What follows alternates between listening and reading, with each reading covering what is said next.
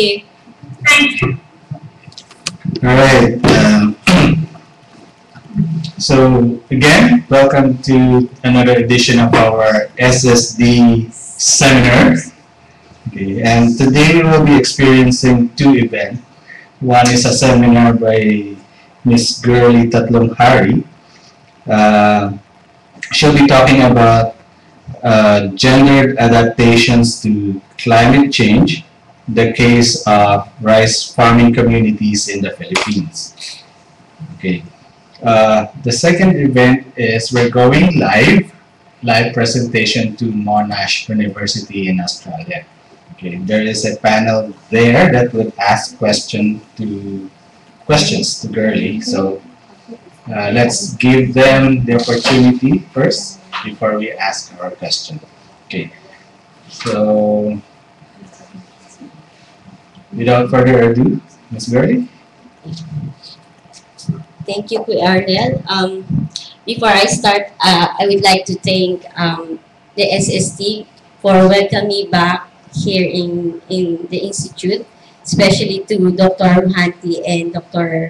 Telma Paris for funding my research. Sorry, Chloe, Yeah. your audio is dropping out. Audio is dropping. Maybe sa webcam. Nasa camera. Okay. Can you hear me? Yes, perfect. I-mute mo sa kanila. Cedric, can you mute your side on your side so there be no background noise? Okay? Okay. Okay, so there's no background. Okay. Again, I would like to thank Dr. Hanti and Dr. Telma Paris for allowing me to present my thesis, which is funded by IRRI and Monash University. This topic is very close to my heart because aside from the fact that I'm very interested in gender studies, I also personally experienced severe flooding, which is my topic, my research topic. And my experience about this gender and climate change was triggered back in 2007, when I was involved in an IRRI Japan Submergence project. And this time I came back to the project site in Nueva Ecija to have my PhD dissertation and research. So my title is about, my topic is about gendered adaptations to climate change. It's about the case study in rice farming communities in the Philippines. So I just want to have a brief background, what is climate change, just to have. I'm not a technical person, but based from the United Nations Framework Convention on Climate Change, climate change is a change of climate which is attributed directly or indirectly to the human activity that alters the composition of the global atmosphere, and which is in addition to natural climate variability over comparable time periods. So aside from the natural event that really through time there is a changes in climate, there's also like an indirect and direct contribution of the human activities, which makes there's changes in the global atmosphere. So it means that we can do something about it. And based from the IPCC, the two main categories of responses that we can do is mitigation and adaptation. And I focus on the adaptation side of responses to climate change. So what's the climate change scenario in the Philippines? In World Bank study in 2010, Philippines is in the top 10 countries worldwide at risk for both climate change and disasters. And typhoon and floods are the two highest disaster categories. And from separate study in 2009 by like a private individual, there was the description that there is a longer dry periods but heavier rain during wet season these recent years. And I had like a time series from the MDAT database, and from that figure, I computed that there's a 200% increase in flooding events from 1970 to 2010. That is from 14 in 1970. In 2000, it became 42. It's not actually storm. It's the flooding. I'm sorry. There's a time. So this is very important to the Philippines. Climate change is a big challenge to the Philippines because we are very much dependent to our agriculture for food, especially in the rice farming industry. Because rice is a staple food for 90% of the Filipinos, and around 1.5 million Filipinos depend on rice industry as means of livelihood. And in 2012, we are ranked 8 in the top rice consuming countries, and we are also the rice producing countries. I don't have the figure of how much we have how much the rice industry contributes to the GNP, but I'm pretty sure that yeah, these recent years the rice industry is contributing to our agriculture economy. And what is the effect of climate variability to the production, to our rice production? For the past 10 years, there's an average 3% or zero point 0.5 million metric ton of rice production that was lost due to damages brought about by floods and typhoons. And separate study by Lansigan says that there's an 82.4% of price losses in the Philippines, where it is attributed to typhoons, floods, and drought from 1970 to 1990. I have here a basic definition. There's a lot of definition of adaptation, but this adaptation definition is the one that I adapted to my study because it's about the modification of behavior, and it can either alleviate adverse impacts or open new opportunities in response to observed or expected changes in climate and associated extreme events. And in the gender and climate change literature, Skinner said that climate change response had the potential to challenge the existing gender power imbalances. And so by doing so, there's a unique opportunities for newly emerging climate change focused institutions and processes to take a gender aware approach that contributes to gender and social transformation. So my study has a feminist agenda. It's about women, for women, and with women. And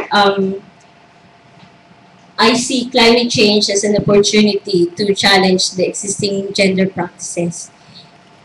And according to the literature, adaptation strategies are usually based on their roles and gender norms. But responding according to roles and gender norms can make women more vulnerable to climate change. It's because of the gender norms that ascribe roles and inequalities in the access to and control over resources.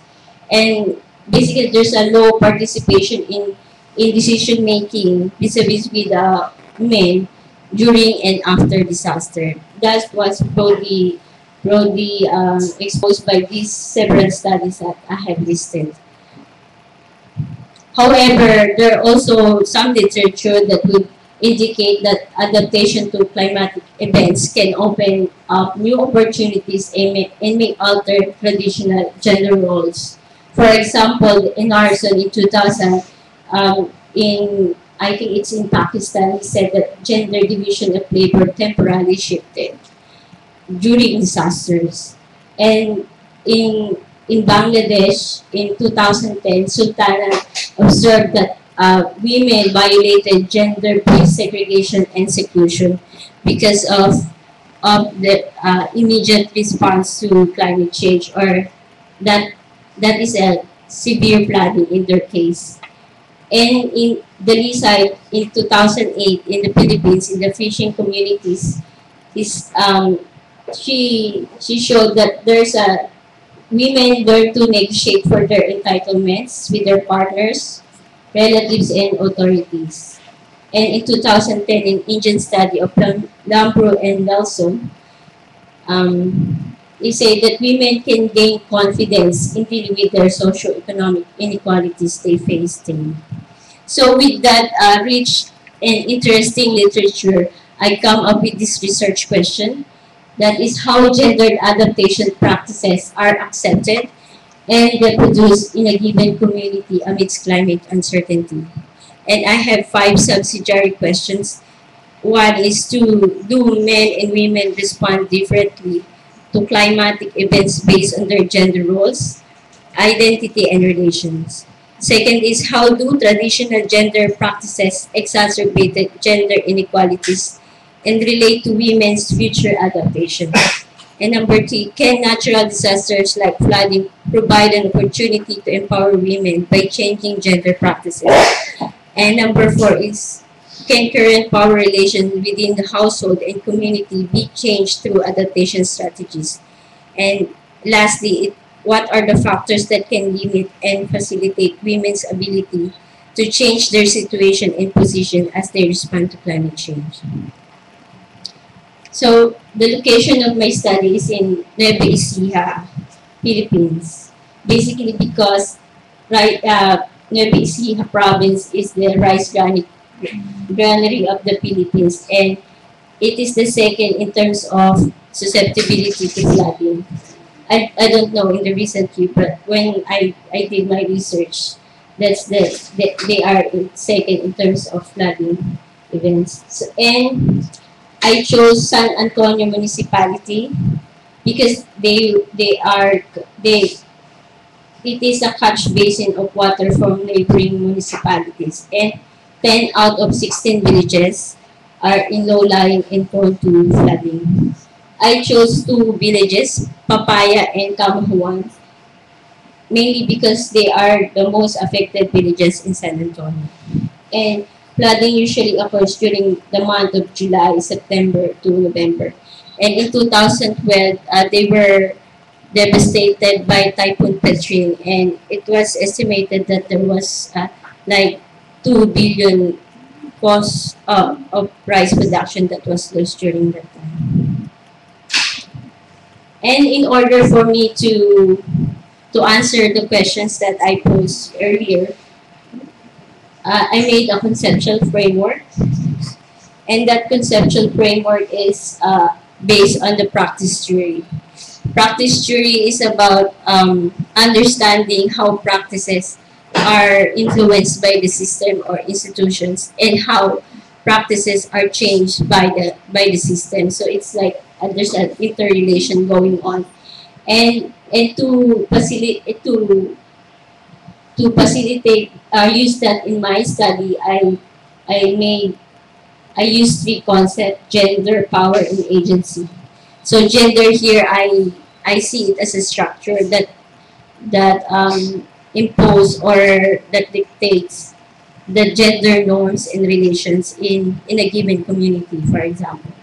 And also power, I had 3 dimensions of power that I look at in my study. It's power over, that's dominion. I basically use Luke's notion of power, and power to it's the power to influence, and it came from the resources that they have. And then power within is about empowerment. And I also use the concept of agency. It's about men and women are thinking agents, that they can reflect on their situation and act upon it. They are not just dictated by the structure or the system, but also they can act upon it and produce new practices. So my methodology is influenced by a feminist methodology, which is facilitated by using qualitative and quantitative analysis. And for the qualitative, I have 2 phases: qualitative phase and quantitative phase. I have two case study. One is for Papaya Village, and the other one is Kamahuan. And I done the same protocol and the same data collection. So for qualitative data collection, I had PRA,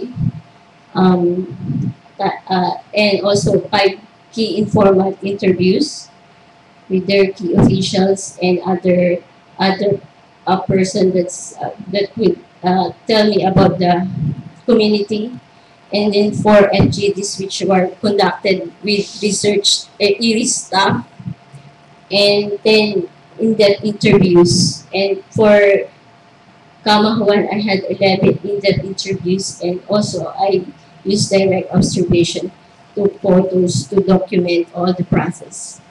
And then based from that, I made a questionnaire for the survey.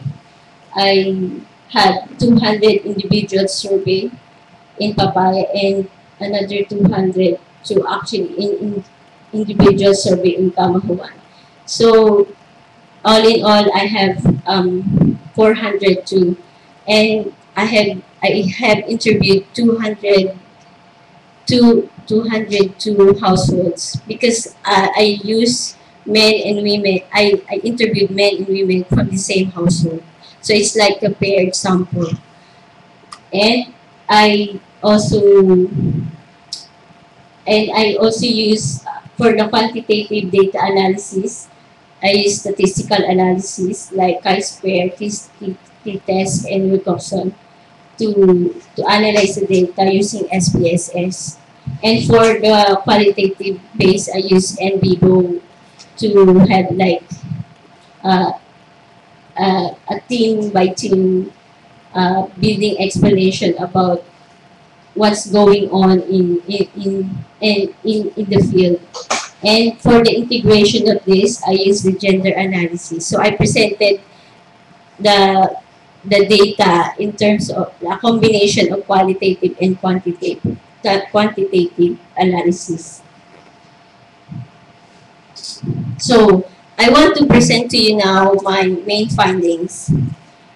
And first, climate change has led to changes in frequency, intensity, duration of severe flooding events. And you will see that more than half of the male and female farmers agreed that there was an increase in rainfall. And due to that, it led to increase in flood occurrence. And there is like, they describe the increase in occurrence of flooding in terms of intensity of flooding, duration, and others. Like others means that there's like different observation that's not classified according to this. And from Papaya, they said that both men and women agreed that there's an increase in intensity of flooding. It was flash flood that time. And in Kamahuan, there was a significant difference because male farmers said that it's more about the duration of flooding. They observed an increase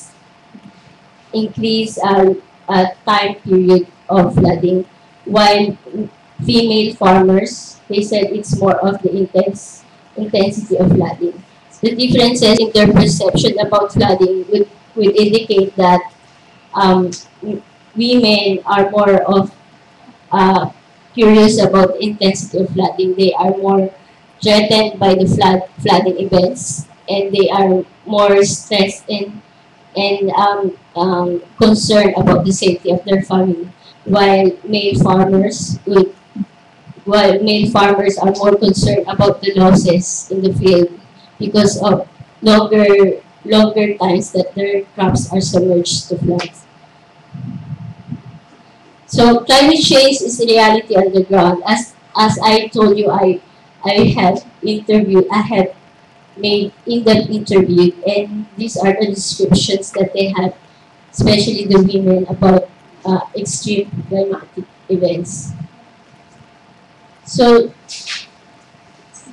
and also they observed that there's an increase, there's an extreme heat during dry season, and also it was described that climate change is like an old folks. It has been forgetful. So their climate is not the same anymore. So flooding has the devastating consequences for rice farming communities. As you can see here, flooding occurred during wet season, and they had, for papaya, there is a big loss in their income. Normal year, I would say that's the normal production. Flood year, most of it, there's a differences in the flood year, but most of them, they have a flood year in 2011. And the differences in the big losses in comparing papaya and kamahuan, papaya has more losses because of mainly due to the flooding nature of flooding. Papaya has more intense flooding that time, and kamahuan has they are more how can I explain? Papaya is more not receptive to flooding and resilient because they are experiencing long duration flooding, and they have adapted it for a long time, so they are used to floods. While papaya they have experienced intense flooding.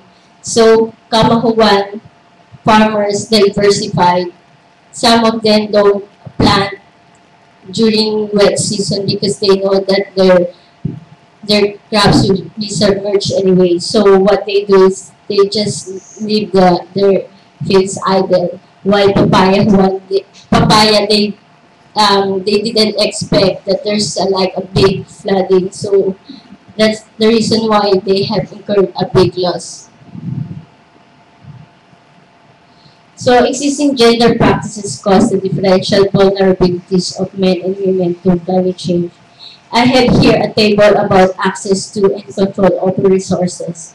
So I just want to show you that because of small land ownership, in terms even male farmers have a small percentage, has small ownership, but women, only 2% of them have land ownership. What it entails that they don't have control of their resources, and they are more susceptible whenever there will be floods because they don't own the land. And it entails in the decision making, you can see that may dominantly decide about what varieties to grow, and only 1 to 2% of them decide about female who decide on varieties to grow. And also in terms of rural employment, because men are the main providers, and so they have luxury of going out and look for a job for in other villages or in other countries, or go on off farm labor. In terms of access to extension services, is relatively low, but for kamahuan farmers, they have the same extension services, 31%, because there's an active NGOs who really facilitated female farmers to be active in the Farmers Association. In terms of acquiring loans, female in kamahuan have more access to loans. They have this ASCII. I don't know if you have heard them, but they are NGOs, a microfinance organization who went to their village to organize them into an association. And in terms of receiving support, in the Philippines, whenever there's disaster, there's really groups who being distributed to the farmers. But mainly it's the female who receive it because men are too shy to receive relief goods. So gender inequalities are exacerbated during climate change. It's because there's a decrease in the resources. And from my study, more women pawn their jewelries, cell phones, ATM cards, just for them to survive during those difficult times. And it was observed that more men than women took action during severe flooding. It's because they are the head of the family and they own the land. So uh, women are more dependent on the decision of men. So, and there's a loss of livelihood for that force men and women to look for alternative jobs. But because of traditional gender roles, women need to stay in their house to look after the elderly and young. So they became more dependent on their men for survival. So there's an interesting quote from a female farmer in think from Tamahuan. And she said, if only I would think of myself, I really want to have extra income. If only I would decide for myself, I really like it. Since I'm still young and strong, but I have children to look after. But my husband doesn't like it because my mother is too old already and no one will take care of my kids. And this time I want to present to you like from the survey. I asked them to enumerate what's the most impacts in their lives, like perceived impacts of severe flooding on men. They have enlisted three. The top three is increased pressure to acquire loans, increased pressure to provide food for the family, and increased pressure to seek other income source. So that's the main impacts on them. It's basically based on their gender roles. And for women, it's about increased pressure to acquire loans, and they became more stressed and anxious, and increased workload. They became stressed and anxious because they don't know where to get food or something to drink because of the flooding. And because of the loss of livelihood, they thinking of the security of their family. So that's why they became more stressed and anxious. Increased workload is both in the farm and inside the house. They are cleaning the house, they are the one to look after the elderly and kids.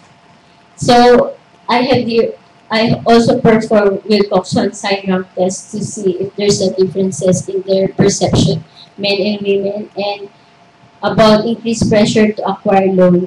There's a significant differences in perception among Kamahuan male and female farmers. That is like more men are actually feeling the pressure to acquire loan, while women think that they are not, because anyway they are the one who are acquiring the loan. But men are also concerned about increase need to acquire loans. And the second answer is about significant differences in perception about papaya male and female farmers in terms of increased pressure to acquire loans. In papaya village, it's more of a men's task to acquire loans because women are not that organized in their village. But in terms of acquiring the loan, women said that papaya women said that they are also affected by the increased pressure to acquire loans because they need to go to their informal networks like relatives and friends to recapitalize for the next cropping season. And also there's an increased workload. So these are some of their testimonies about the severe flooding in terms of the impacts of flooding in their lives. So, like the man in Kamahuali said that they're really obliged to pay the loan even on a weekly basis, that they cannot stop even their machines are submerged to floods. And you can see the emotions of women when they talk about losses in their income, and also their insecurity when it comes to food, inadequate food.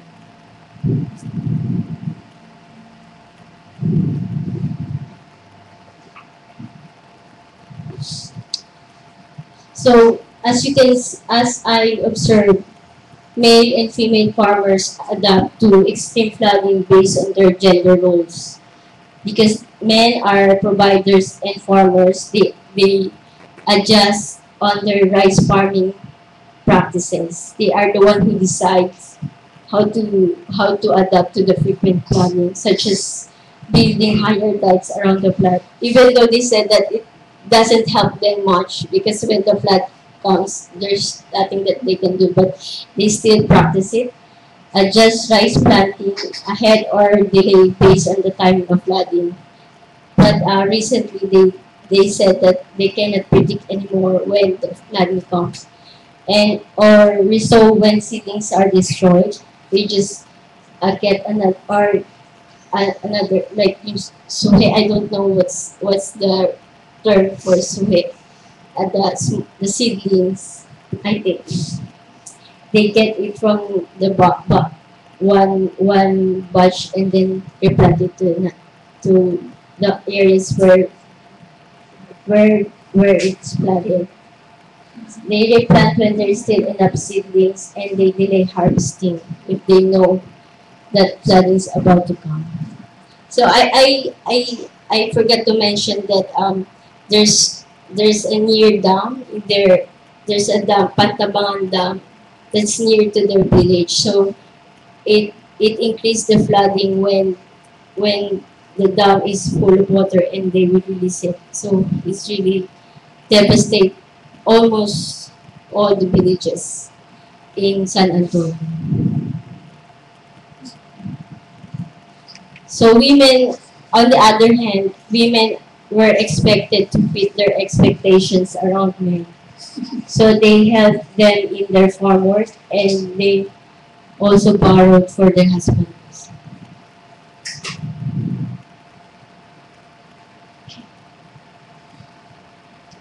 So the one that I presented is a widow, and the other one um, is from the focus group in Kamahula. So men and women learn to accept and take new roles. Aside from the gender roles, I also observed that they also take new roles in response to extreme flooding as part of their adaptation strategies. So I observed that from farmers' wife, they became farm managers. Some of them became farm managers. From budget keepers, they became entrepreneurs. From supporters to decision makers. And from those farm managers that I interviewed, I they mentioned that it's because of mechanization, external support, membership in farmers association, long-term experience in farming and education that paved the way for them to become farm manager.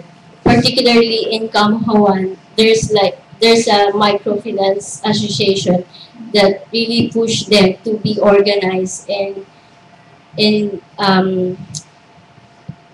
organized as farmers association. So they act collectively to ask for support from the government and also from non-government association. Even when I was there, they asked the support of IRRI.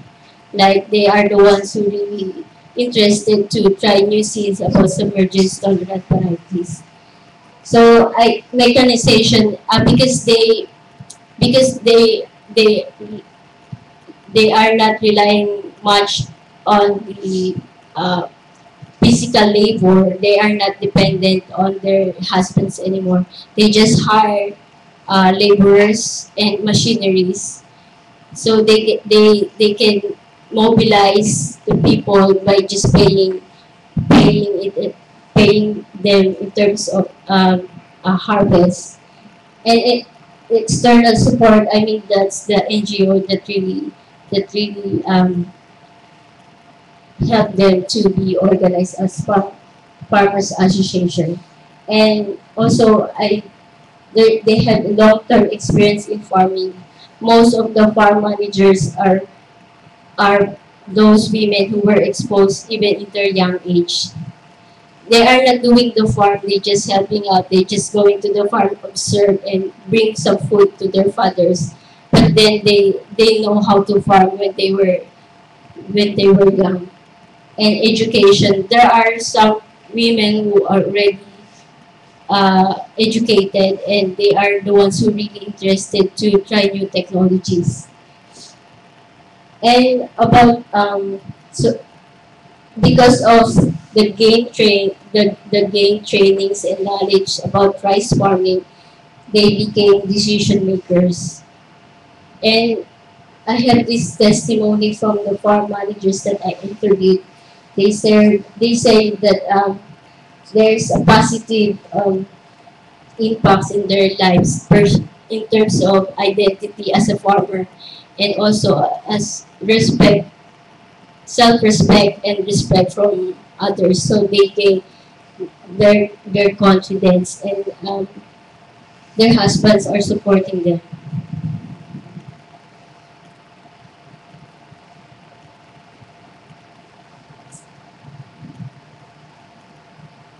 So men learn, and also because of the changes in the gender roles, men learn to take on traditional women's role. It's like doing reproductive activities. And from the survey, I surprisingly,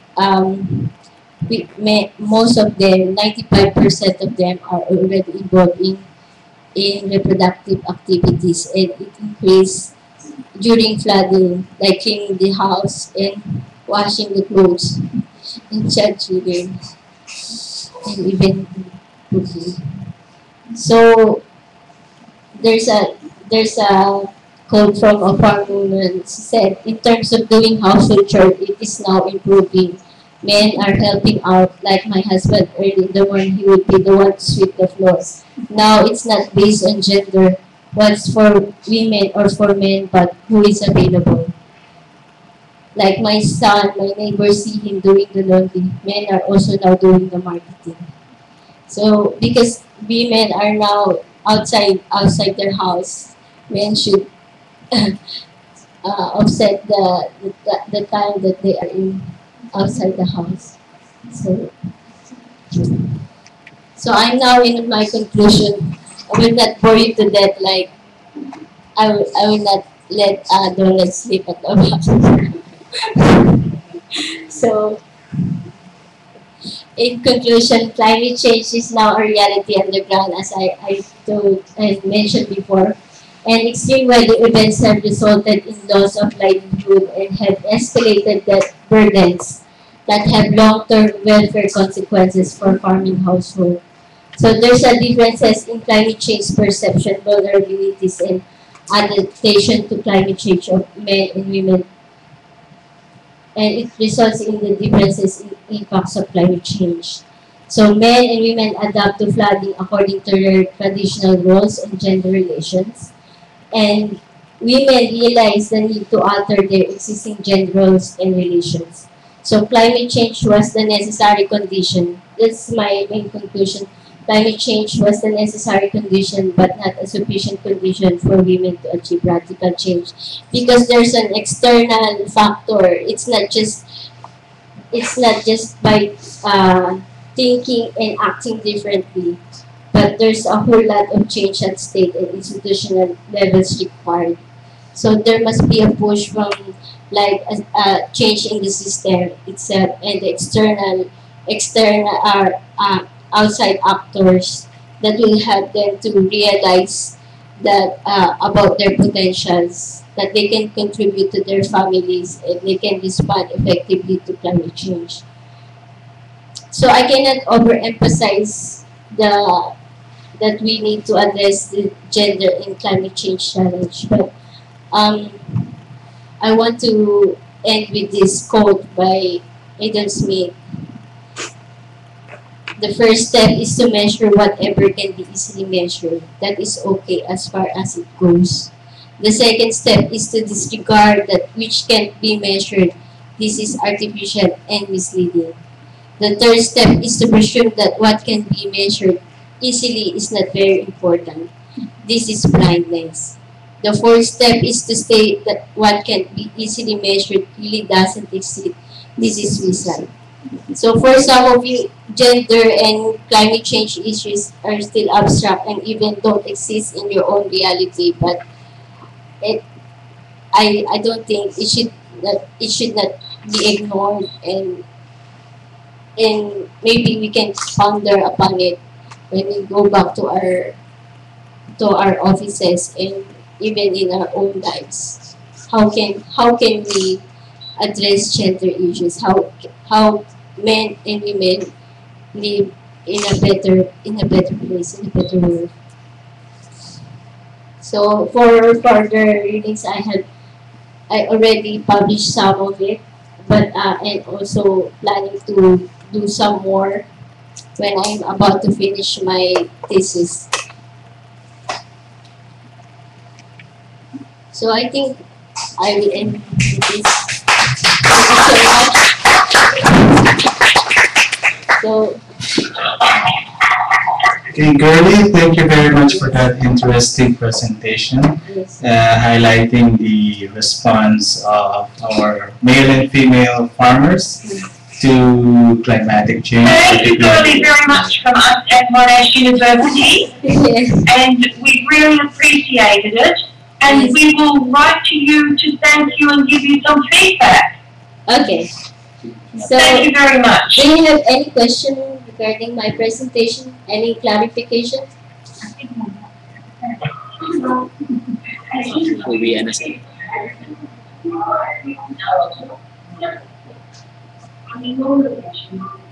So they don't have any question, they will just send it to me?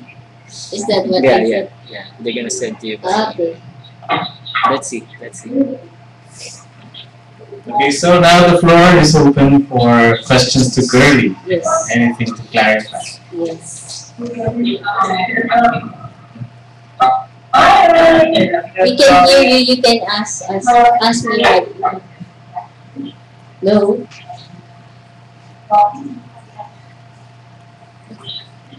Okay. Ask questions from there. Do you have any question? No? You know, down under, do you have questions? Nakamute sila. Nakamit mo. No. They cannot. Yeah. I mean, they can hear you. From the audience here, do you have any questions? They don't have any questions. No? Wala. Yes, Question, are women more risk averse than men? Risk averse.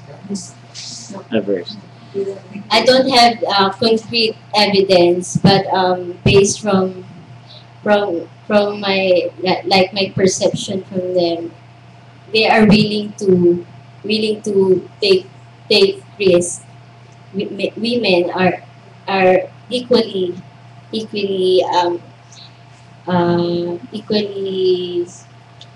able to willing to take risks in terms, because they are in that position that they have nothing to lose. They need our help. So whatever new opportunities that would come on their way, I think they would grab it. But the thing is, there's a constraint. The question is if their husband would allow them, if their situation would allow them, like the responsibilities that they have right now, like in terms of taking care of the kids and also looking after the elderly. So it, It's a strand of literature in the U.S. yes, says women are risk averse, and so they don't like variability. Either the variability in climate or variability in income. So they would rather find ways to reduce the variability. Mhm. Ways to reduce the variability could be, okay, the husband can do it, but I can talk to the people and borrow the money to bridge the gap so the consumption level stays. yeah, yeah, It's yeah. really nice to ask a question like that because when you're talking about variability, Mhm. usually the first question you should ask is, something related to measure their risk averseness. Yes, yes, And then go from there.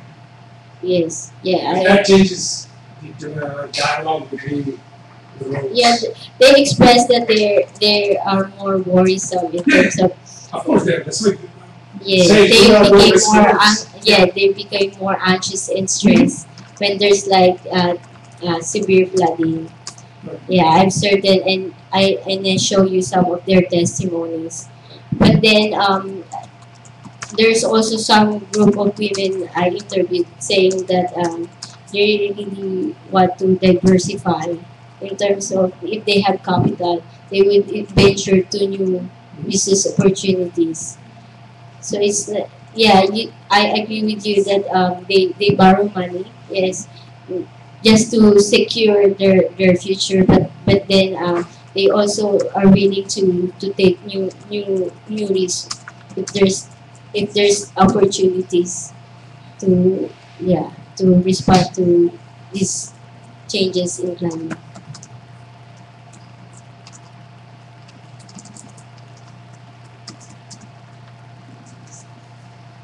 Okay. Any other questions? Any insights? I would like to pose an observation. Okay. In one of your tables, Yes. Which in one? Kama 1, there is a figure there that women apply for credit or loans Mm. more, Yes. while the man paid for all the loans. Yes. Yeah. In terms of repayment, because they are the ones who are they're still the farmers, quote unquote farmers. So it's the responsibility of farmers, male farmers, to repay the loan. And I think it's not just the case in our village, but mostly in the Philippines, that they are the ones who repay the loans. Yes. But I think, going back to that question, I think in some other instances, the case is that the female, the wife, usually is the one taking the loans in their name, and of Yes. course the the creditor, Mm. and then of course it's the obligation of not the husband and the wife, but more of some like the husband. Husband. Yeah. Yeah, because they are the ones who own the land. So in terms of collateral, it's it's under their name. So they are more responsible in repaying the loans.